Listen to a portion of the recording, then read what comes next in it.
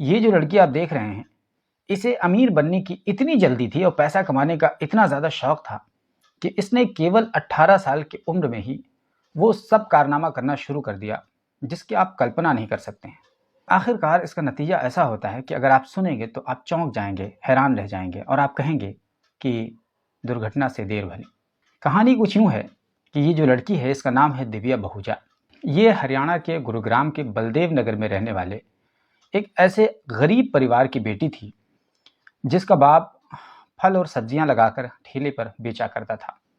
हालांकि ये जो लड़की थी ये बहुत ज़हीन थी, पढ़ाई लिखाई में इसका बहुत अच्छा रिकॉर्ड था और इसे आगे चल करके बहुत ज़्यादा शोहरत हासिल करना था, पैसे कमाने थे क्योंकि अपने बाप की गरीबी को इसने देखा था। तो इसने पैसा कमाने और शोहरत हासिल करने के लिए जो रास्ता चुना उसे आमतौर पर लोग शॉर्टकट कहते हैं। दरअसल ये एक न्यूज़ रिपोर्टर बनना चाहती थी क्योंकि इसे जो शोहरत हासिल करने का रास्ता दिखता था वो टीवी चैनल के माध्यम से जाकर के दिखता था। टीवी चैनल में देखा करती थी कि एंकर्स होते हैं, रिपोर्टर्स होते हैं, चैनल में खबरें आती हैं। तो शुरू में कुछ इसी तरह का इसे भी करना था। यही वजह है कि अपने घर में शीशे के सामने माइक की जगह कंघा और पानी की बोतल लेकर के ऐसे ही रिपोर्टर के तौर पर बोलती थी, प्रेजेंट करती थी, प्रैक्टिस किया करती थी और उसे लगता था कि आने वाले दिनों में हम भी एक न्यूज़ रिपोर्टर बन सकते हैं, टीवी में जा सकते हैं और इस तरीके से हम शोहरत हासिल कर सकते हैं। शुरुआत कुछ ऐसे ही होती है। उस वक्त ये प्राइमरी एजुकेशन में थी, सेकेंडरी एजुकेशन में आई, तालीम हासिल करने के साथ साथ ये बड़ी हो रही थी। तो बड़े होने के साथ साथ इसके दिमाग में खुराफात भी अलग अलग तरीके से जन्म ले रहे थे क्योंकि इसकी उम्र धीरे धीरे बढ़ रही थी। ये 13 साल, 14 साल, 15 साल, 16 साल, 17 साल, ये जो एज होती है टीन एज की, ये बहुत ज़्यादा सेंसिटिव होती है। अगर इसमें सही कोई गाइडेंस ना मिले तो इंसान ऐसा बहकता है कि फिर उसका कोई अंत नहीं होता है। और इस लड़की के साथ भी यही होने वाला था क्योंकि इसके माता पिता बहुत गरीब थे, बहुत ज़्यादा उस पर ध्यान नहीं दे सकते थे और इस लड़की को जल्दी अमीर बनने का ऐसा खुमार सवार था कि इसने शॉर्टकट रास्ता अपनाया। उसने शुरुआत में तो अपने शौक़ को पूरा करने के लिए, या यूँ कहें कि शुरुआती मरहले में जो अपोजिट सेक्स के तई अट्रैक्शन होता है उसको पूरा करने के लिए एक लड़के के साथ इसने दोस्ती की। जब इसका मन भर गया उसने उसको छोड़ दिया और इस बीच उसको ये पता चला कि ये केवल एंजॉय ही नहीं किया जा सकता है, इस तरीके से पैसा भी कमाया जा सकता है और इसके लिए किसी बड़े मुर्गे को पकड़ने की ज़रूरत है। चूँकि ये लड़की जिस्म जसामत से बहुत अच्छी थी, अट्रैक्टिव थी, इसको लगा कि सही मानों में अब पैसा कमाने का वक्त आ गया है। इसने एक ऐसे शख्स से पेंगे बढ़ाना शुरू की जो न केवल एक ही कुख्यात था, विख्यात था, बल्कि कह सकते हैं कि उससे पैसा और लेविश लाइफ भी हासिल की जा सकती थी। उसका नाम था संदीप गडोली। संदीप गडोली दरअसल एक गैंगस्टर था। आमतौर पर गैंगस्टर का जो पूरा आप खेल देखते हैं हरियाणा और पंजाब और दिल्ली इस आसपास के इलाके में देखते हैं और वहाँ पर होता यह है कि आमतौर पर लोग संपन्न होते हैं घरों से, तो उन्हें सूझती है कि लोगों को शरारत करें और उसी शरारत के नतीजे में वो लोग एक अपनी पूरी टीम तैयार कर लेते हैं और आखिरकार वो धीरे धीरे गैंगस्टर बन जाते हैं। संदीप गडोली भी उन्हीं में से एक था। उसने भी इधर उधर एक्सटॉर्शन पैसा वसूली और इस तरीके से पैसा इकट्ठा किया, पूरी टीम बनाई, गैंगस्टर बना, सरदार बन गया।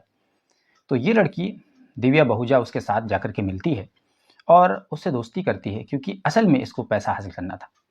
इसी बीच ऐसा आरोप है कि दिव्या बहुजा ने संदीप गडोली से दोस्ती तो की थी पैसे के लिए, लेकिन दरअसल ये कुछ और बन करके सामने आई। यही तो मैं कह रहा हूँ कि उसने ऐसा शॉर्टकट अपनाया कि अगर इस शॉर्टकट को आप सुनेंगे, देखेंगे तो आप पाएंगे कि ये लड़की इतनी शातिर कैसे हो सकती है छोटी सी उम्र में, जबकि उस वक्त सिर्फ और सिर्फ इसकी उम्र 18 साल की थी।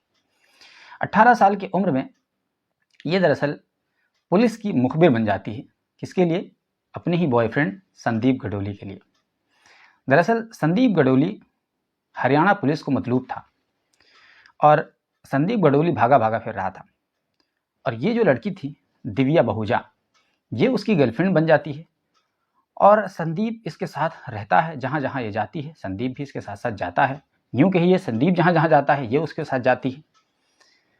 संदीप मुंबई में था। एक समय आता है 6 फरवरी सन 2016, वहाँ दिव्या बहुजा और संदीप दोनों एक होटल में ठहरे होते हैं। हरियाणा के पुलिस मुंबई में पहुँच करके संदीप गडोली को सीधे धाएँ धाएँ कर देती है। संदीप गडोली वहीं ढेर हो जाता है, यानी उसका इनकाउंटर हो जाता है। अब यहाँ पर दो बातें थी। एक तो ये है कि एक गैंगस्टर को हरियाणा पुलिस ने, जो कि मतलूब था, उसको मारा, और दूसरी बात तो ये थी कि एक ऐसी जगह जाकर के मारा जो कि उसका सीमा क्षेत्र नहीं था। यानी हरियाणा पुलिस अपने राज्य में तो मार सकती है, लेकिन वो किसी दूसरे राज्य में जाकर के यूं ही बगैर दूसरी पुलिस को कॉन्फिडेंस में लिए किसी का इनकाउंटर या किसी के साथ कोई मुठभेड़ नहीं कर सकती। लेकिन हरियाणा पुलिस ने ऐसा किया।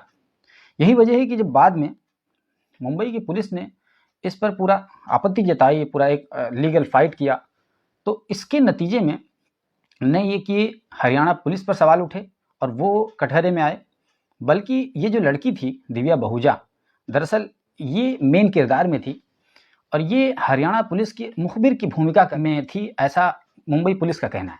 और यही वो लाइव लोकेशन शेयर कर रही थी अपने बॉयफ्रेंड कह लीजिए या जो भी कह लीजिए, संदीप गडोली की, और ये बता रही थी कि अभी हम कहाँ हैं, हम कहाँ हैं, हम कहाँ हैं, इस तरीके से। पहले तो जयपुर और फिर उसके बाद में मुंबई है। तो हरियाणा पुलिस इस तरीके से जयपुर से होते हुए मुंबई पहुंचती है और 6 फरवरी 2016 को संदीप गडोली का होटल में इनकाउंटर कर देती है। उस वक्त दिव्या बहुजा उसके साथ में थी, लेकिन वो वॉशरूम में थी। जाहिर है कि अगर इस तरह की पूरी रणनीति थी, पटकथा लिखी गई थी, तो उसको तो बच ही जाना था और वो बच गई।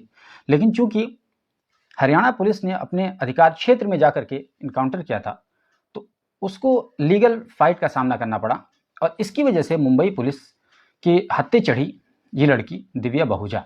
और दिव्या बहुजा केवल और केवल 18 साल की उम्र में गिरफ्तार होती है, शॉर्टकट के चक्कर में जेल जाती है और 7 साल तक जेल में रहती है। जेल से वापस आने के बाद जमानत पर छूटती है और छूटने के बाद में वो अपनी नॉर्मल लाइफ गुजार रही होती है कि एक दिन एक शख्स से मुलाकात होती है और शख्स का नाम होता है अभिजीत। ये असल में दिल्ली का रहने वाला था, लेकिन हरियाणा के गुरुग्राम में इसका एक होटल था, उस होटल का नाम था होटल सिटी पॉइंट, उसका वो मालिक था।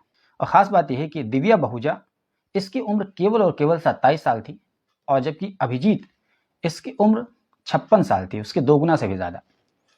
दोनों की मुलाकात होती है। दिव्या बहुजा को क्या चाहिए था? उसको पैसा चाहिए था, क्योंकि उसको शुरू ही से अमीर बनना था और वो जो न्यूज़ एंकर वगैरह वो सब कीड़ा ख़त्म हो गया। अब इसको सिर्फ और सिर्फ पैसा दिखने लगा और भारी रकम, क्योंकि ये जो अभिजीत था होटल का मालिक, ये बहुत ज़्यादा अमीर था। अब अमीर इस बात से अंदाज़ा लगा सकते हैं कि ये चलता था तो BMW से चलता था। तो BMW, Audi, Ferrari, Mercedes, Rolls Royce, इस टाइप की जो कारों पर चलने वाले लोग होते हैं, आमतौर पर बहुत सारी गोल्ड डिगर लड़कियाँ इनको अपने जाल में फंसाती हैं, या यूँ कह लीजिए कि इनसे पैसा हासिल करने के लिए इन पर फ़िदा हो जाती हैं और फिर ये लोग ऐसे लड़कियों का इस्तेमाल करते हैं और फिर इन पर पैसा लुटाते हैं और कभी कभी यही दांव उल्टा पड़ जाता है। और इस कहानी में भी ऐसा ही हुआ। दिव्या बहुजा ने अभी केवल और केवल 3 महीने पहले ही अभिजीत से दोस्ती की थी। इस बीच दोनों के बीच में इतनी गहराई हो गई, फिजिकल और हर तरह का पूरा मामला हुआ।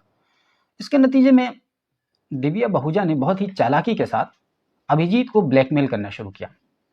कुछ ऐसे तस्वीरें आपत्तिजनक इसने हासिल कर ली अभिजीत की कि बाद में वो उसको लेकर के ब्लैकमेल करने लगी और कहने लगी कि तुम हमें इतना पैसा दोगे तभी हम ये तस्वीरें डिलीट करेंगे, वरना हम ये सार्वजनिक कर देंगे। इस बात को लेकर के अभिजीत बहुत परेशान था। उसको लगता था कि अपनी एक रेपुटेशन है, इज्जत है, और अगर ऐसा कुछ हुआ तो मामला सब खटाई में पड़ जाएगा। अभिजीत को समझ में नहीं आ रहा था कि इस लड़की से कैसे पीछा छुड़ाया जाए। आखिरकार एक दिन आता है कि अभिजीत इस लड़की यानी दिव्या बहुजा को अपने होटल में बुलाता है, होटल सिटी पॉइंट में। ख़ास बात यह है कि होटल जो सिटी पॉइंट था, अभिजीत उसका ऑनर ज़रूर था, लेकिन उसने उस होटल को अनूप नाम के किसी व्यक्ति को लीज पर दे रखा था और वही चलाता वलाता था। बस ये केवल होटल में जाता था, विजिट करता था, देखता था, चूँकि मालिक था। लेकिन ख़ास बात यह है कि वो अपने लिए एक कमरा रिजर्व रखता था, 114 नंबर कमरा, चूँकि मालिक था। तो इसी वजह से उसको तमाम सुविधाएं और लग्जरी चीज़ें उस 114 नंबर कमरे में मुहैया करा दी जाती थी। जब उसका मन करता था आता था, अपना रुकता था, ठहरता था, चला जाता था। ये कहानी चलती रहती थी। हुआ यूँ कि 2 जनवरी सन 2024 को अभिजीत अपने एक और किसी मेहमान के साथ में और उसके साथ में वो लड़की दिव्या बहुजा, ये तीनों लोग सुबह में एंट्री करते हैं, करीब करीब 4 बजे के बाद का CCTV में जैसा कि दिखता है। दरअसल अभिजीत पहले 114 नंबर में रुकता था तो 114 नंबर में उसने अपने उस मेहमान को ठहरा दिया और इसने एक दूसरे कमरे में 111 यानी 111 नंबर में रुकने का फैसला किया। तो अभिजीत और दिव्या बहुजा दोनों 111 नंबर कमरे में ठहरते हैं और ठहरने के बाद में दरअसल अभिजीत ने दिव्या बहुजा को इसलिए बुलाया था क्योंकि अभिजीत और दिव्या बहुजा के बीच में एक डील तय हुई थी कि तुम अपने मोबाइल से ये जो कुछ भी आपत्तिजनक तस्वीरें हैं इसको डिलीट कर दो और इसके बदले में हम लोग तय कर लेते हैं कि कितना पैसा लेना देना है। तो बस इसी काम के लिए बुलाया गया था। दिव्या बहुजा उसी काम के लिए आई थी। अब अभिजीत जब ये कहता है कि इसको डिलीट करो तो दिव्या बहुजा डिलीट करने से इनकार करती है क्योंकि शायद पैसे को लेकर के कुछ बातचीत हुई होगी कि इतने में डिलीट करेंगे या इतना लेंगे तब डिलीट करेंगे, ऐसा कुछ रहा होगा मामला। तो जब अभिजीत उसका पासवर्ड जानने की कोशिश करता है तो दिव्या बहुजा मना करती है, रेजिस्ट करती है और जब मामला आगे बढ़ जाता है तो इस बीच अभिजीत ने ड्रिंक कर रखी थी और उसी नशे में उसने रिवॉल्वर से सीधे गन पॉइंट पर दिव्या बहुजा को मार देता है। अब जब दिव्या बहुजा का मर्डर हो जाता है, अभी भागा भागा रिसेप्शन पे जाता है और रिसेप्शन पे जाकर के कहता है कि एक काम करो, हरियाणा पुलिस को बोल दो कि हमारे कमरे में आकर के एक लाश पड़ी हुई है, लेकर के चला जाए। ये सब कुछ नशे में बोल रहा था। अब इसको कुछ समझ में नहीं आता है, जो रिसेप्शन पर लड़के बैठे होते हैं उनको समझ में नहीं आता कि करें तो क्या करें। अभिजीत सर ऐसा कह रहे हैं। तो जो रिसेप्शन पर लड़के होते हैं वो जो होटल लीज पर लेने वाला शख्स होता है अनूप, उसको फ़ोन करते हैं। अनूप घर जा चुका था कि ऐसा ऐसा अभिजीत सर बोल रहे हैं। अनूप कहता है काम करो, हमें आने दो। अनूप आता है। आने के बाद में एक बार फिर से कंफर्म होता है। फिर अनूप फ़ोन लगाता है और कहता है कि आप हरियाणा पुलिस से हैं। कहने लगे हाँ। एक काम करिए, आप सिटी पॉइंट होटल आ जाइए, यहाँ पर एक लाश है, आप यहाँ से लाश लेकर के चले जाइए। बहरहाल पुलिस आती है। आने के बाद में पुलिस 114 नंबर कमरे में जाती है और 114 नंबर कमरे में चूँकि अभिजीत भी नहीं था और दिव्या भी नहीं थी, तो 114 नंबर कमरे में जा करके देख दाख करके सब कुछ वापस आ जाती है। ना अभिजीत, ना दिव्या, ना लाश, ना कुछ, नथिंग। वापस आती है रिसेप्शन पे पुलिस, कहती है कि तुम लोगों ने हमें खामखा बुलाया, हमारा वक्त ख़राब किया, और डांट डपट करके हरियाणा पुलिस इन लोगों को वापस चली जाती है। यहाँ पर हरियाणा पुलिस की कुछ कमी आप देख सकते हैं कि इसने जहमत नहीं उठाई कि थोड़ा सा आसपास के दूसरे कुछ कमरों को या पूरे होटल को कम से कम सील कर लें, देख लें, क्योंकि लाश का मामला है और भी फ़ोन किया गया है खुद ही रिसेप्शन द्वारा। इस तरीके से बहरहाल पुलिस चली जाती है। इसको लापरवाही कहिएगा या जो भी कहिएगा। उसके बाद में अगले दिन 3 मई को उसकी बहन, दिव्या बहुजा की बहन, सेक्टर 14 में गुरुग्राम के वहाँ पर थाने में FIR दर्ज कराती है कि मेरी बहन मिसिंग है और ये सिटी पॉइंट होटल गई हुई थी। और उसके बाद से उसका फ़ोन स्विच ऑफ है, कोई जानकारी नहीं है। हालांकि हम लोग लोकेशंस एक दूसरे का शेयर करते थे, लेकिन अब ना उसका कोई लोकेशन है, ना ही किसी तरह की कोई इन्फॉर्मेशन है।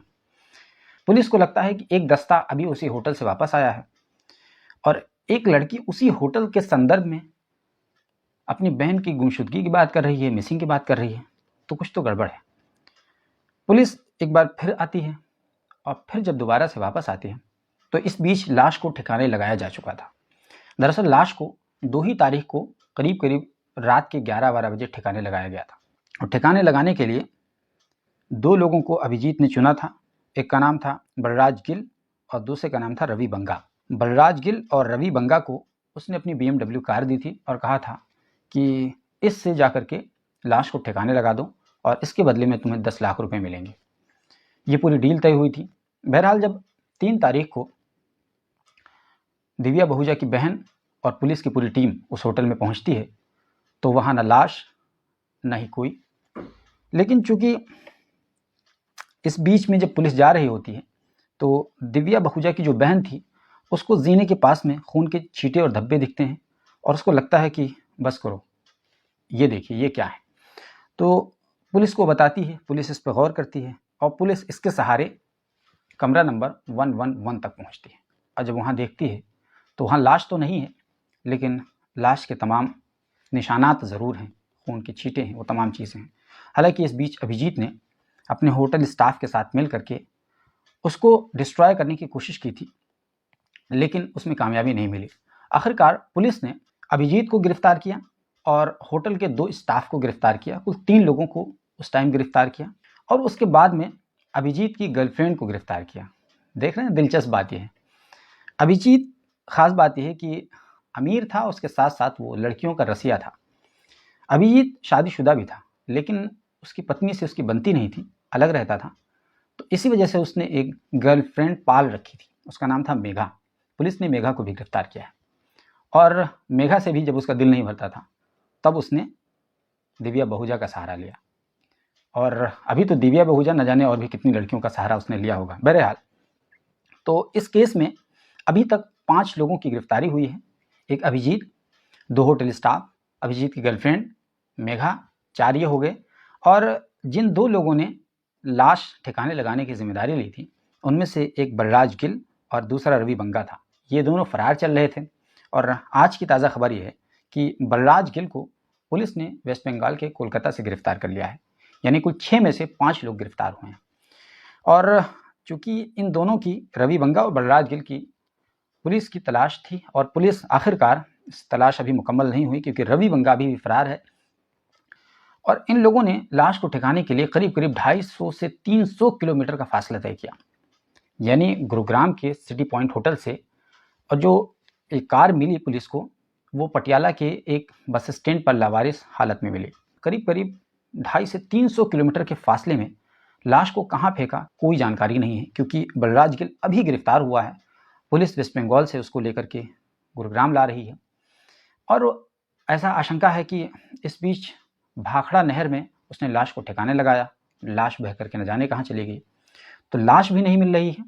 और उसके साथ जो आईफोन था, बिल्कुल दिव्या के पास 2 फ़ोन था। एक नॉर्मल फ़ोन था जो कि अभिजीत के दिल्ली वाले घर में मिला था, और दूसरा जो आईफोन था जिसमें वो आपत्तिजनक तस्वीरों की बात कही थी, वो फ़ोन नहीं मिला। तो दोनों चीज़ें नहीं मिली, दिव्या की लाश और दिव्या का आईफोन, दोनों चीज़ें अभी मिसिंग हैं।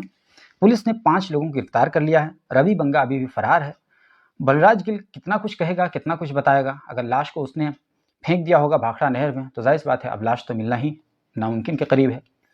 दरअसल ये लोग लाश फेंक करके विदेश भागने की फिराक में थे। यही वजह है कि पुलिस ने न केवल इन दोनों पर 50-50 हज़ार रुपये का इनाम घोषित कर दिया था, बल्कि लुकआउट सर्कुलर भी जारी कर दिया था ताकि ये विदेश भाग ना पाएँ। एयरपोर्ट पर कहीं भी जाएँ तो धरे जाएँ, किसी भी एयरपोर्ट पर।